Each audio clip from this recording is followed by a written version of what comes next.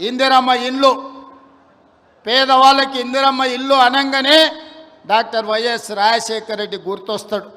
ఆనాడు 2004 నుంచి 2014 వరకు ప్రతి పేదవాడికి ఇల్లు లేని ప్రతి వాడికి ఇల్లు కట్టుకోవడానికి ఆనాడు ఇందిరమ్మ ఇల్లు ఇచ్చినాం.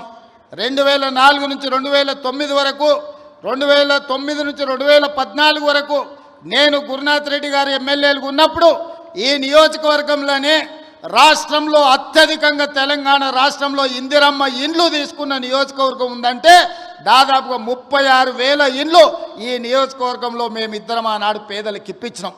చంద్రశేఖరరావు కడుపు మండి 2014లో అధికారంలోకి వచ్చిన తర్వాత ఎందుకు కొడంగల్ పేదలకు అత్యధికంగా ఇండ్లు ఇచ్చిండ్రని సిబిసిఐడి ఎంక్వైరీ చేసిండు. కానీ ఆయన ఎన్నికలప్పుడు మనకు మాట చెప్పిండు డబుల్ బెడ్రూమ్ ఇండ్లు ఇస్తా అని. నేను అడుగుతున్న ఈడున్న కొడంగల్ శాసనసభ నియోజకవర్గ యువకులను చాలామంది ఇక్కడికి వచ్చిండ్రు. మీ గ్రామాలలో ఎవరికైనా డబుల్ బెడ్రూమ్ ఇల్లు వచ్చిందా? ఎవరికైనా వచ్చిందా? మొత్తం మన నియోజకవర్గంలో కూడా ఏ ఒక్కరికొక డబుల్ బెడ్రూమ్ ఇల్లు ఇయ్యలే.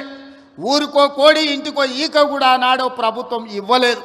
కానీ ఈనాడు ఈరోజు ఈ వేదిక మీద నుంచి చంద్రవంచలో ఉన్న పేదవాళ్ళందరికీ ఇందిరమ్మ ఇల్లు ఇవ్వడమే కాకుండా ఈ శాసనసభ నియోజకవర్గంలో మార్చి 31 తారీఖు లోపల 3,500 ఇందిరమ్మ ఇల్లు పేదవాళ్లకు ప్రతి వాడికి 5 లక్షల రూపాయలు ఉచితంగా ఇందిరమ్మ ఇల్లు కట్టుకోవడానికి మనం రాబోయే 2.5 నెలల్లో కొడంగల్ శాసనసభ నియోజకవర్గంలో ఇండ్లు మనం ఇచ్చుకోబోతున్నాం. ఇవి సరిపోవు. ప్రతి సంవత్సరం సరాసరిగా 4,000 ఇండ్లన్నా ఇచ్చి రాబోయే 4 ఏళ్ల 15 నుంచి 20,000 ఇందిరమ్మ ఇండ్లు కొడంగల్ శాసనసభ నియోజకవర్గంలో ఇచ్చి ప్రతి పేదవాడిని ఒక ఇంటి వాడిని చేసే బాధ్యత ఈరోజు నేను తీసుకుంటా. మీ సోదరు